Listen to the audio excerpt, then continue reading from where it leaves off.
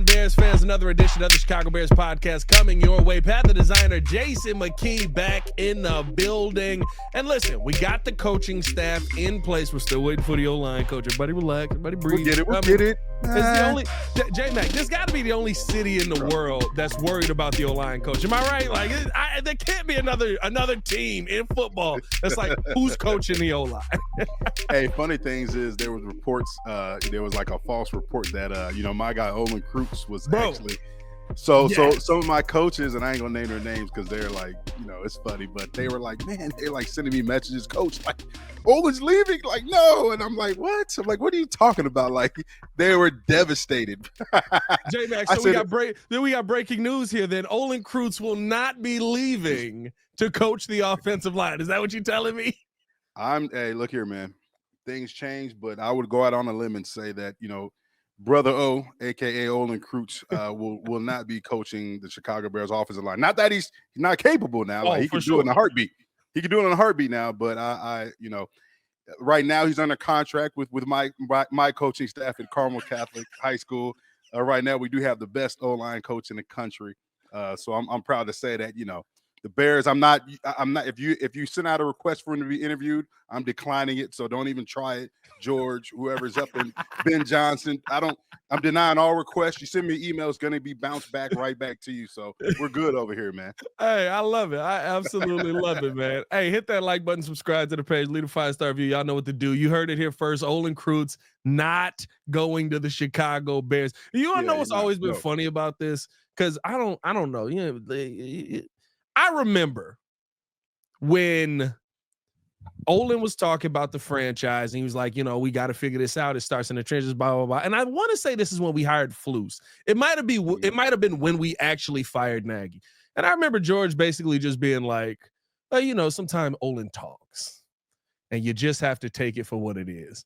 And I tweeted out like, did George McCaskey just call Olin Kreutz a liar? Like, I feel like Olin in that building right now may not be the best situation with how George kind of talks about him and how he's running things. So that may, I don't know. I'm not saying, I'm just saying. Hey, no comment over here, man. Oh God, I get you. No, I mean, I get, but the thing is, right, look, a lot of people dislike Olin. A lot of people love Olin. But the one thing I say about Olin is he's who he is all the time.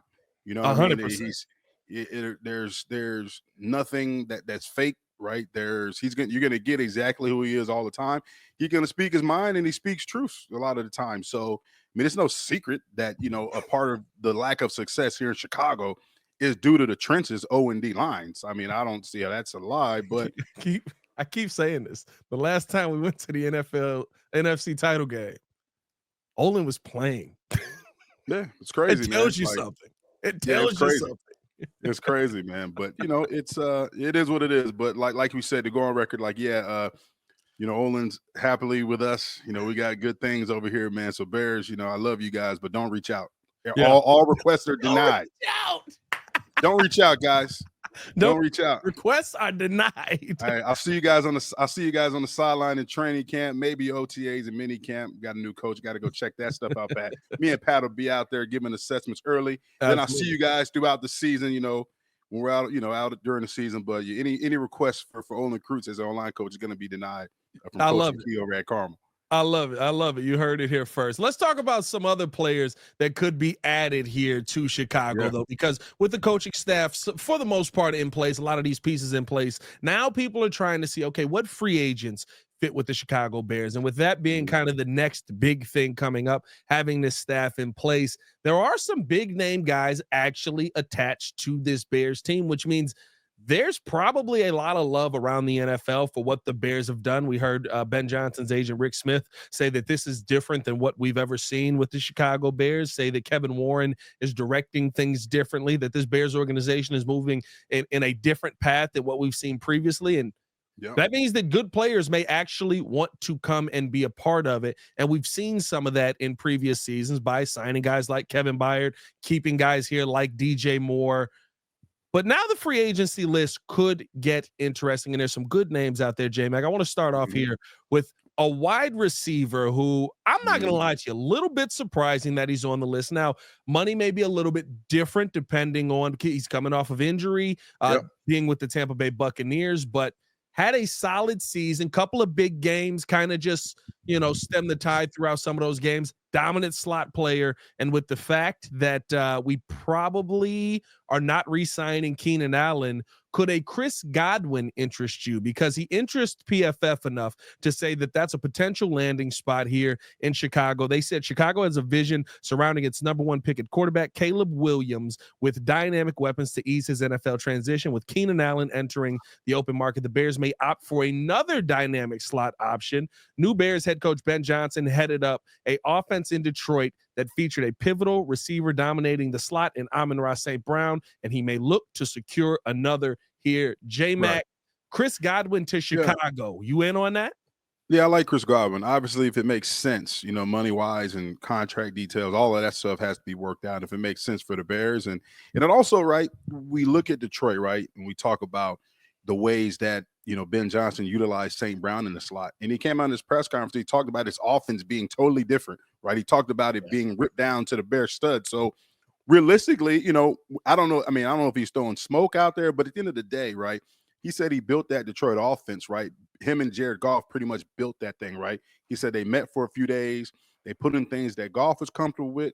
They put in things that Coach Johnson was comfortable with, and that's how they came up with that offense. And he said that was the plan that he wanted to implement here in terms of designing an offense, right? He wants to design it with Caleb Williams in mind, right? Development of Caleb Williams is obviously important here in Chicago. So he said they're going to go through things that Caleb likes, go through things that Ben Johnson likes, and that offense is going to be built upon those meetings that they have, and then the new things that Coach Johnson wants to implement here. So when we look at it, and you look at Chris Godwin, can we say yes? It'd be awesome if he was utilized in a way that Amon-Ra St. Brown was in Detroit. It'd be awesome because we see the production that St. Brown had. We see the ways, in a variety of ways, that Ben Johnson got on the ball. He's had, a bunch of, back-to-back years, great years for a slot receiver. And I think when you look at Chris Godwin, right, I've been a fan of him because he's tough, right? And he's had some injuries, but when he's healthy, he produces. And like you said, there's been a couple of games where he's had some big games. There's been a couple of games where obviously the availability is in question because he's been hurt. But I think he'd be a guy who's, the type of receiver he is in terms of being physical, right? And you're not going to be playing down there in the great elements of Tampa Bay. You're coming up Chicago where it's going to be cold. The playing surface isn't going to be great. You've got to be a gritty, tough receiver to have success here in Chicago, right? And back in the day, one of my former teammates said that Chicago is where receivers come to die, right? Yeah, we haven't seen that. Right, but we've seen receivers have big years here. We've seen the Alshon Jeffries. We've seen the Brandon Marshalls, right? We see DJ Moore. When you look at a guy like Chris Godwin, who's going to come here, it doesn't have to be the man because you have DJ Moore, right? You have the emergence of Rome Odunze. So Chris Godwin, he didn't necessarily have to be the man in Tampa Bay because you had Mike Evans. So I think it'd be a good fit in terms of you're getting a guy, depending on the price, who's productive when healthy. But my biggest question with Chris Godwin is, it'd be the health. It'd be his availability. Can you take the chance right now, J Mack, knowing that, listen, this is not a team devoid of receivers. It's very different than what we've had before here, right? I mean, you got DJ Moore, you've got Rome Odunze. Heck, I think without Keenan Allen in there, we see a resurgence of Cole Kmet. Me and you talked about it before the start of the season. We were like, Cole's probably the one that takes a step back. We didn't think the step meant basically go sit on the bench. We didn't think that was what we were getting out of Cole Kmet this season, but I think that you could see him kind of make his name back on the scene. The Bears don't need to go out, in my mind, and spend in the wide receiver position. Not to say I wouldn't be excited. I wouldn't love going to get a guy like Chris Godwin, but at probably, I mean, you're assuming probably about 22 to 25 million a year. You're paying him more than Keenan Allen is making. Maybe he's more impactful in that slot. I do agree with that, but it just feels like that's a luxury kind of spend right now. One of the luxury spends we saw the Bears make last year, and then we spent the entire season going, you spent $23 million on your whole offensive line and you cut 10 of it. Yeah. Yeah. And that's like another thing too, you got to look at too, a wild card in this situation, right? Because when a new coach and coaching staff comes in, like all players are under new evaluation, right? these new coaches are going to look at these players and say, how do they fit in the grand scheme of things, or the way we're going to run things? How do they fit in our system? How do they fit in our locker room? How do they fit in our scheme, right? And we're talking about Ben Johnson, a guy, Tyler Scott, who was a draft pick here, who we didn't hear anything. You know, he didn't have an opportunity to make a lot of big plays, you know, in the old system with Waldron and then, you know, Getsy. But, you know, what does, you know, Ben Johnson see for Tyler Scott? Where does that development take place? Can Antoine Randall develop a Tyler Scott into being kind of like an X factor? You know, we know he's got speed. Hands have been inconsistent during his time here in Chicago, but you know, here's a guy who's, you know, pretty much got most of his opportunities on special teams. How does he fit in this equation? You know, and a big factor is too Antoine Randall. How does Antoine Randall feel Chris Godwin can develop in this system? You know, and it's good because you have Antoine Randall, a receiver coach, who's also the assistant head coach here, who's you know, grew up in Chicago, went to high school in Chicago. You know, he understands the culture, even if he wasn't a Bears fan, he grew up here, so he knows how things work, right? And you look at the way he developed those receivers, right? He's been in that room with Amon-Ra St. Brown. He's been in that room with Jameson Williams, right? We see him get on Jameson Williams for making boneheaded plays, you know, in critical situations in games. So you've got a coach who's a former player, who's no nonsense, well respected, to help you establish that culture, right? But his biggest key is development, right? And the receiver coaches that we've had here, as of late, you know, the biggest question that you could, you know, put on those guys in terms of, you know, how successful they were as coaches here is development of young guys, right?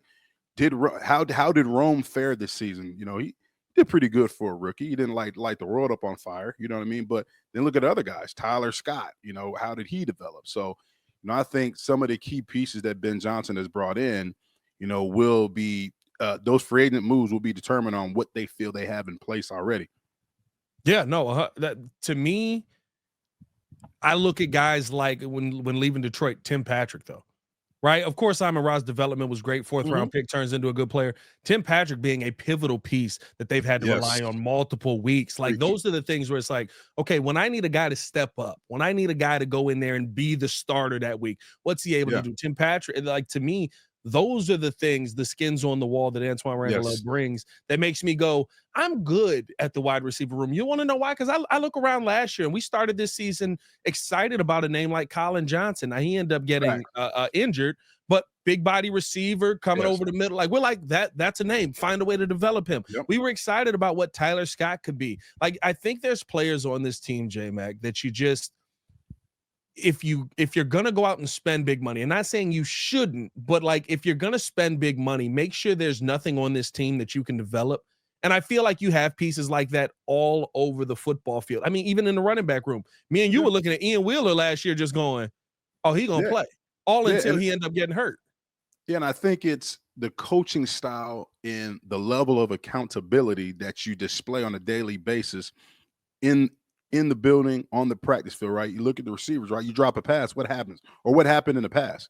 Did guys just, he dropped a pass, you get it on Sunday? No, like that's not okay. You know what I'm saying? So when you have no nonsense guys that establishing a culture, that's establishing a way to practice, you know, guys like, you know, you hope they can be that way in terms of Antoine Randall, that's going to aid in the development process for some of the young guys we're talking about, like a Tyler Scott, like a great name you brought up in Colin Johnson. You know, those are guys, right? If they're on the roster, they're going to have to contribute in some form or fashion throughout the season, right? And you look at two teams that's in the Super Bowl right now. Kansas City Chiefs are always in the Super Bowl, right? Because you have role players that just play their role very well, right? You look. I mean, come on. Like we looked at it this season, right? We're like, oh, well, who are they going to throw to? They got Xavier Worthy, but who else are going to throw to?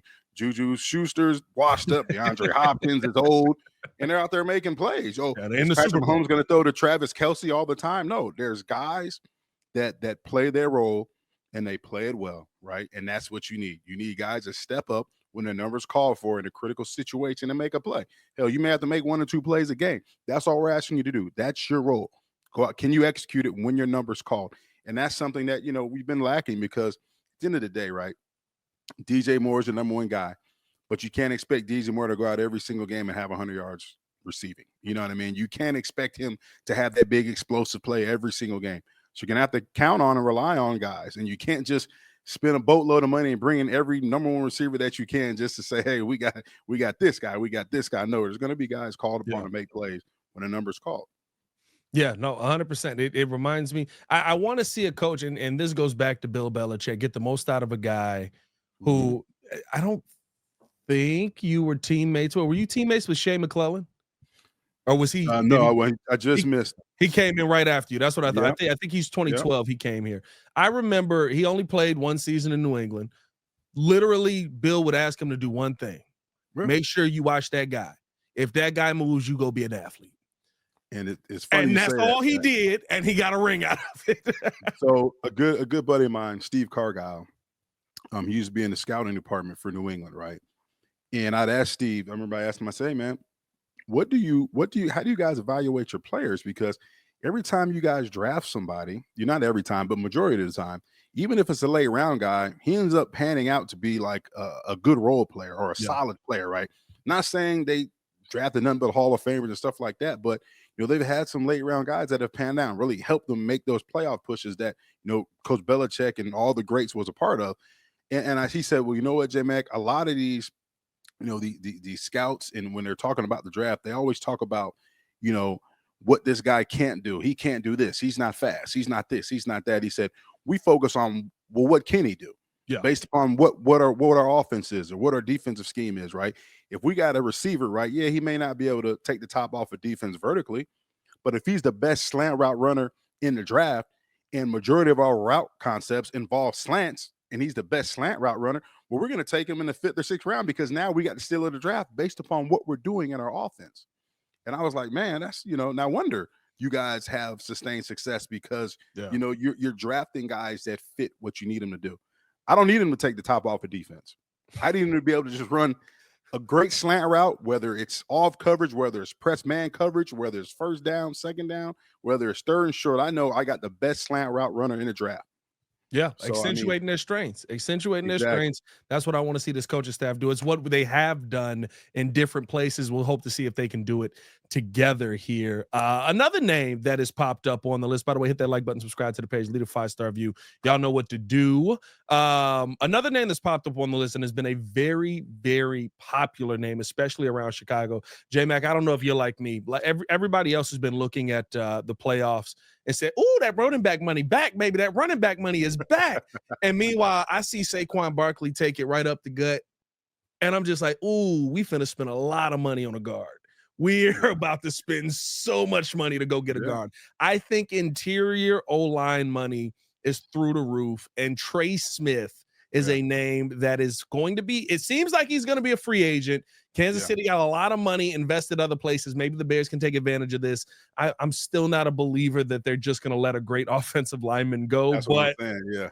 But if they do, Jeremy Fowler of ESPN has him as a favorite to come to us. He said some inside the league are watching Chicago here. General manager Ryan Poles, who needs to drastically improve his interior offensive line for new coach Ben Johnson, was in Kansas City when the Chiefs drafted Smith. Several teams have him as their top overall free agent.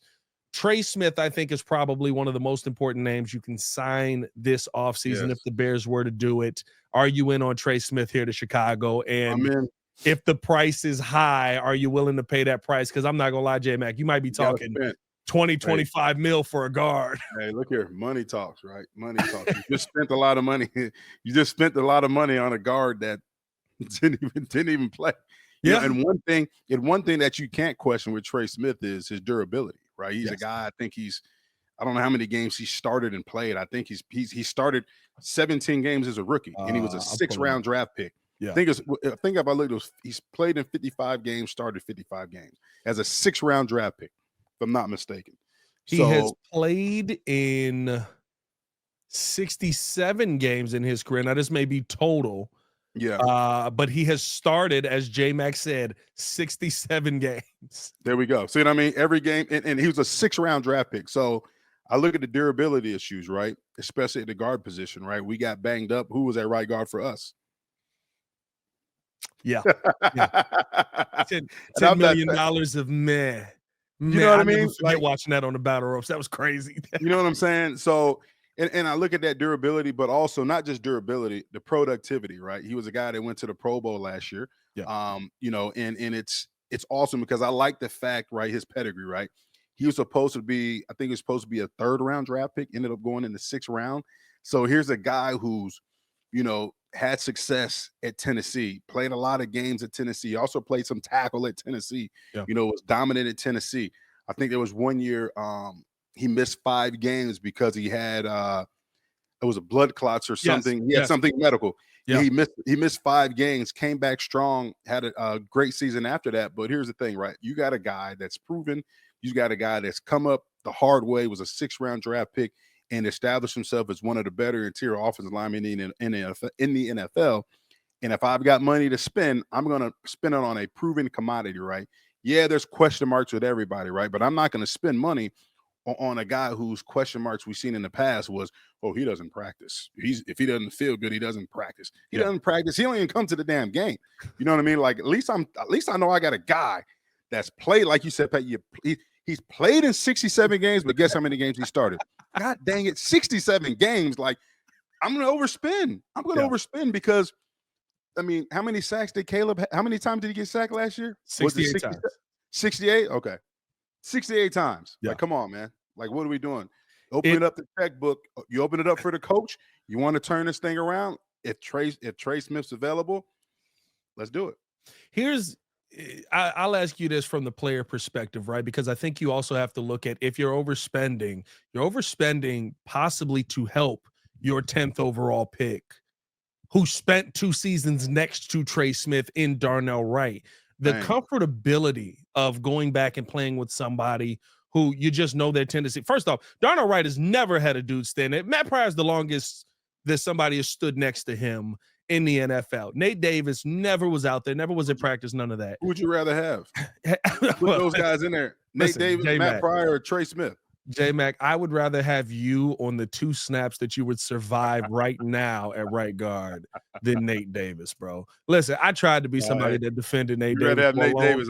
Hey, D tackle try to bull rush me. I'm just gonna move out the way, man. Bro, we kind of saw that this year too, so it really don't matter, I guess. I was gonna say it's the same thing, J Mack. You can make 10 mil. Let me stop, man. You can get 10 mil today. Oh man, let me stop, man. Let me stop. Man, listen, no, keep it going. I gave him so much grace on this pod.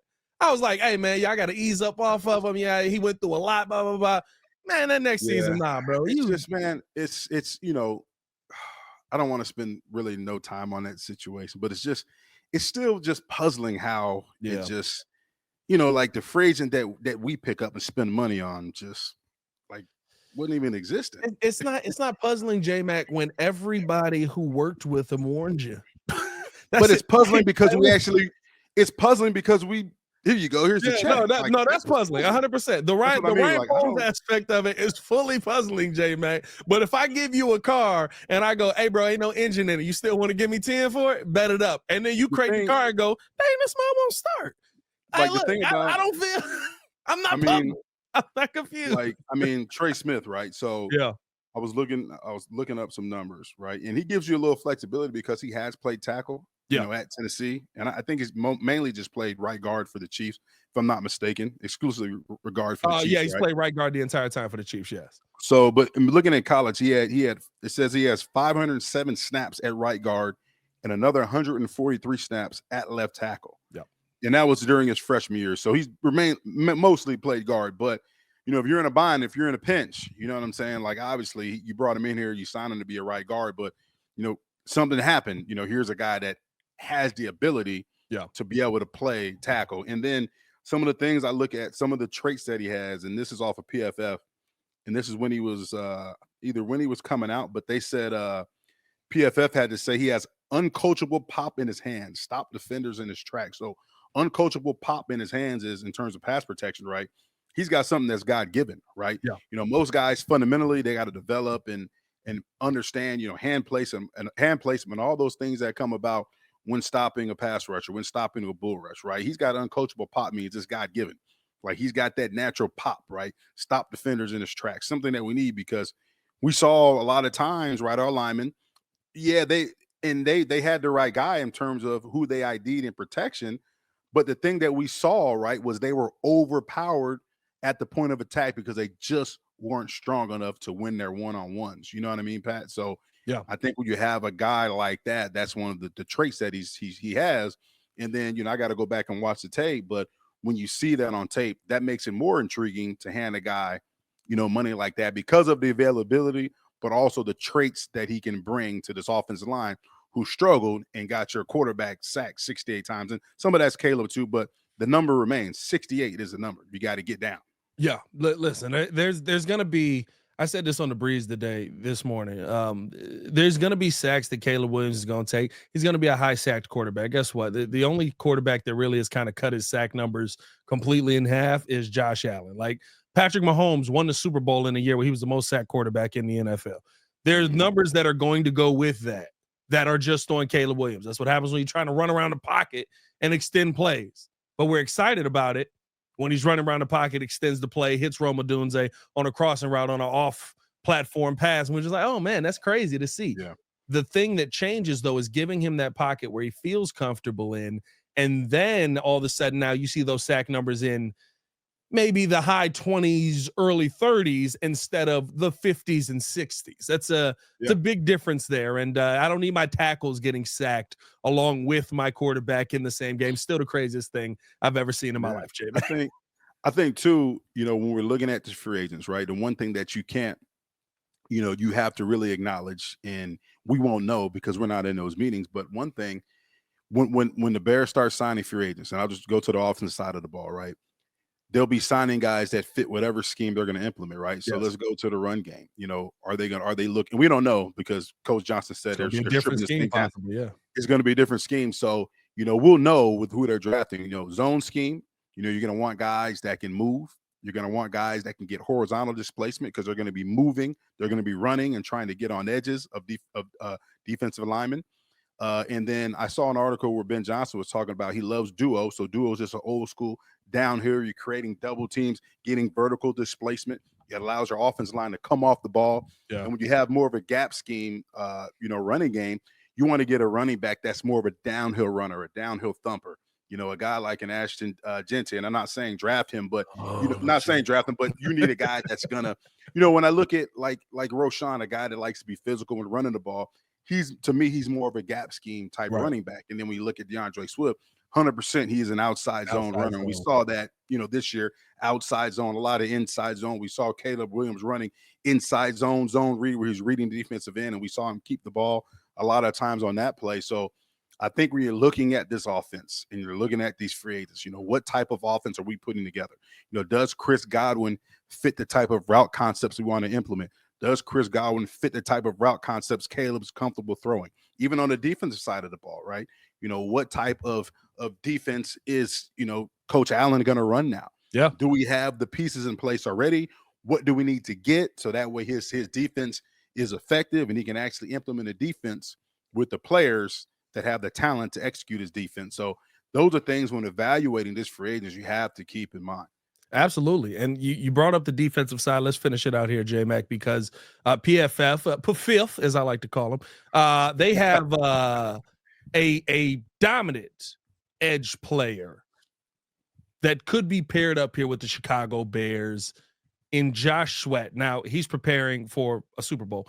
He's got some other things on his mind beside free agency. And listen, winning a Super Bowl usually changes scenarios of who's leaving the team, who's staying with the team, all of that, right? But they bring him up and saying, after sorting out the coaching staff, the Bears need to address the trenches on both sides of the ball. Edge rusher should be a key focus, given that Chicago ranked 27th in PFF overall grade and 16th in PFF's pass rush grade at the position. For the second straight year, the Bears have a surplus of spending value, $80 million to be exact. So why not chase a big fish like Sweat?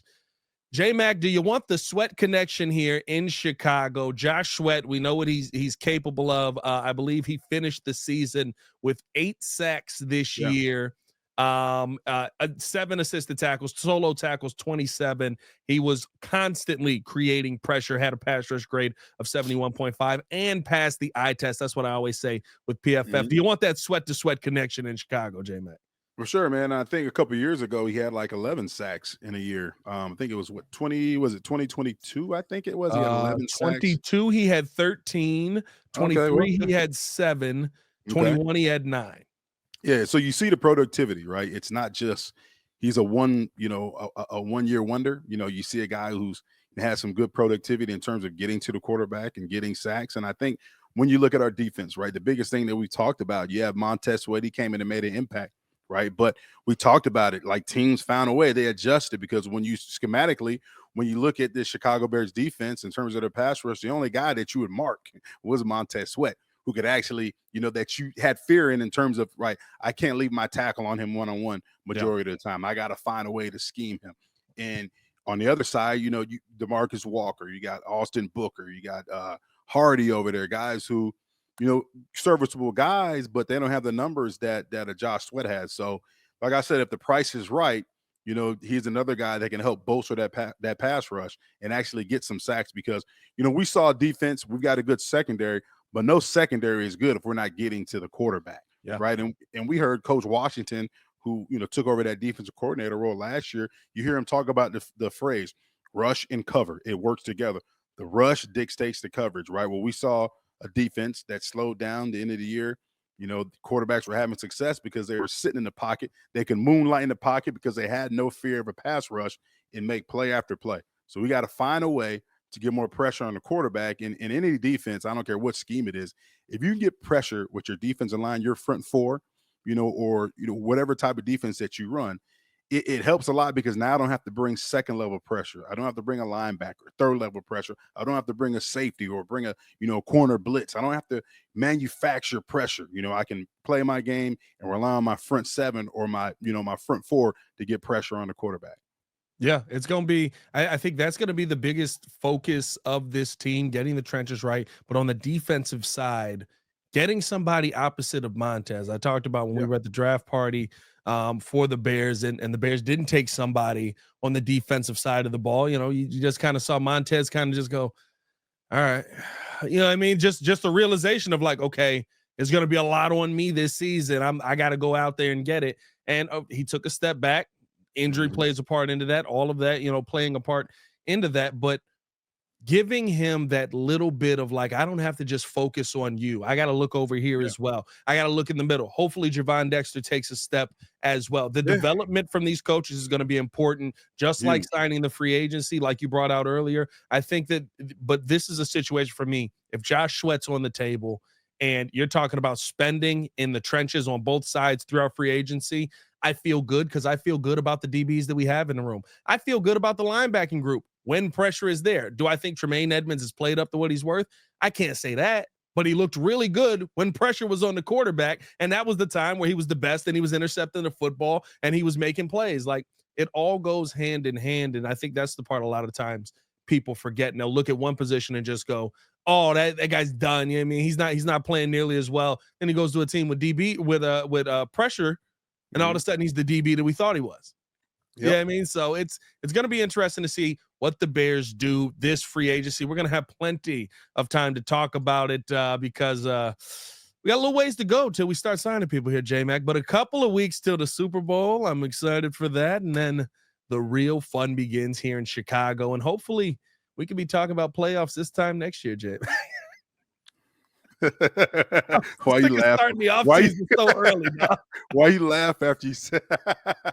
Because here's the thing. If we being honest, I was talking with Kendra Smith, who produces the post game show with us, and I was just like, man, I wonder what it's gonna feel like when we actually do make the playoffs and we're still doing shows. When you said playoffs, you see, I didn't even crack a smile or smirk or anything. You said when we talk about the playoffs, you started laughing. Hey, I'm not getting overly optimistic this year like I did last year. I drank all the Kool-Aid last year. Drank it all. And You're done with Kool-Aid. And I'm mad at myself for doing that. You know what I'm saying? I'm mad at myself for being overly optimistic. I'm mad that, did we have the talent to be very well, to be very good? Yeah, we did. We were 4-2 at one point, and then we got Hail Married. And, the season got we got blessed. Hail Married in the season. We got blessed. They got Hail Married. We just got blessed. Right. You know what I mean? So, I wish for nothing but the best for the Bears, our players. I'm the biggest fan there is, and it's a great opportunity to get to cover them and be around the team, be in the locker room. So I pull for all those guys.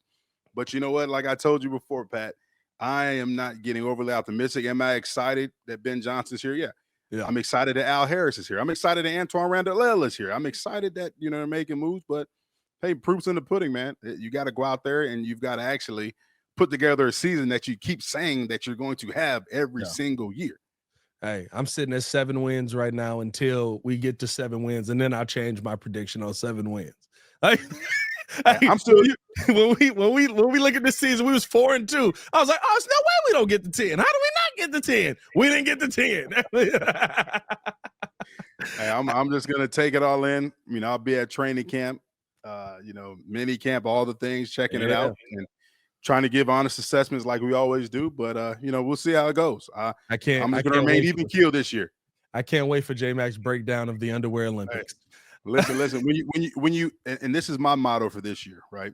When you expect nothing, you'll never be upset. I expect nothing. I don't expect us to go to the playoffs. I don't expect the Bears to go to the playoffs. We'll be lucky if we take the field. Right. Hey, man, for Jason McKie, it's your boy Pat the Designer back at it again. Let us know some free agents you want the Chicago Bears to target in the comments below. We'll be down there talking to you in the comments as well. Hit that like button, subscribe to the page, leave a 5-star review. Y'all know what to do. For Jason McKie, it's your boy Pat the Designer back at it again. Y'all stay safe out there, Chicago. Bear down. One love. Peace.